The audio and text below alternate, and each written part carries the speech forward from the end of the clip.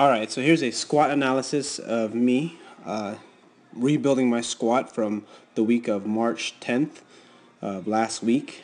And what I'm trying to do is I'm trying to correct this position, making sure that I have a nice upright torso, a nice neutral spine, and trying my best to minimize this butt wink. So you can see how my hips rotate a little bit. They create this little hip rotation, which is totally normal, but it's kind of something I'm exaggerating, trying to improve significantly to prevent issues in my knee. Because how will butt wink affect my knee? Well, if I try to hold my body upright and I don't get enough forward knees, what's going to end up happening is I'm going to end up having a lot of shear of my knees buckling. So, anyways, as I kind of talk here, I'll give you more ideas of what I mean. In the previous video, I've talked about about trying to push the knees out more, sort of like that external rotation, screwing your feet into the ground. And the more you're able to screw your feet into the ground and use your hips, abductors, adductors, what's going to end up happening at the bottom of the squat is that you're going to minimize this butt wink. And if you've seen some really good squatters out there, really flexible, like Olympic lifters like John North or Johnny Candido, the butt wink is very minimal. And one of the reasons why it's very minimal is because they have first of all, their stance is perfect and their ankle flexibility is good. Because whatever you're missing in ankle range of motion, what's going to end up happening is you're going to make up in your low back. In this case, because my ankles are so tight, I'm trying my best to make up my lack of dorsiflexion in the ankle and try to push it into my hips. So that way, when my knee goes out, like so, my hips actually stay connected to the rest of my body. Because right now, if you look at my hips here, see how there's a good rotation in there? And it's sort of normal, it's sort of okay.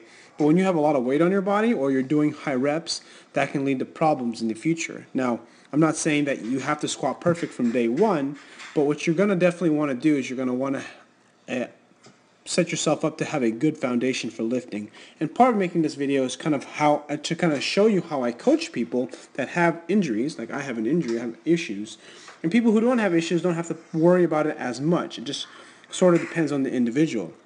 Some people have commented saying that I don't need to worry about my butt wink. You're never going to get rid of it, from high-level powerlifters at the butt wink. And yes, that's true. I don't disagree with that. But, a big part of my long-term goals in fitness and powerlifting is just to stay healthy. And sometimes you got to take parts out of the year to really work on some of these weaknesses or these lack of poor mobility. So. And again, a lot of this shows in my lack of ability to use my hips more. This is, again, a real big emphasis, really just trying to rebuild. And one of the other things, too, is essentially center my gravity. So that way I'm right in the middle of my foot, so that I'm using my arch of my foot as much as possible. And when you use the arch of your feet to balance yourself, you're not going to have a bunch of shifting, and you'll be less likely to cause lots of problems in the knees and in the hips. And also there's another issue too, is like here in the upper back, because I do have a lot of tightness in the chest and shoulders that make it difficult for me to squat really well. So let me slow this down just a little bit for this repetition. And it's interesting because when I go down, it looks great, but then when I go up, let's go ahead and see that again. So going down. That's actually a pretty good repetition.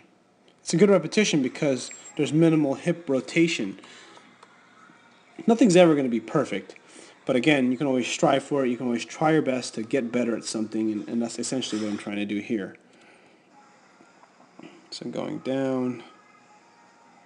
I'm doing pause squats now. See, that's basically what it should look like.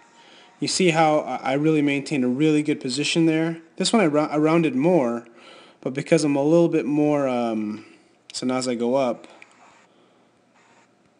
it actually looks really good. So that's essentially what I'm trying to do with each repetition. If you remember from the earlier sets, it did not look nearly as smooth with the hips. So let me go to the beginning again with when there's like just a barbell on my back, and you'll see it. As soon as I squat up, actually let's get rid of the box. Let's get rid of the box here. Okay, so here, I think it's a lighter weight. So I'm a lot stiffer and tighter in the hips because this is the first beginning sets.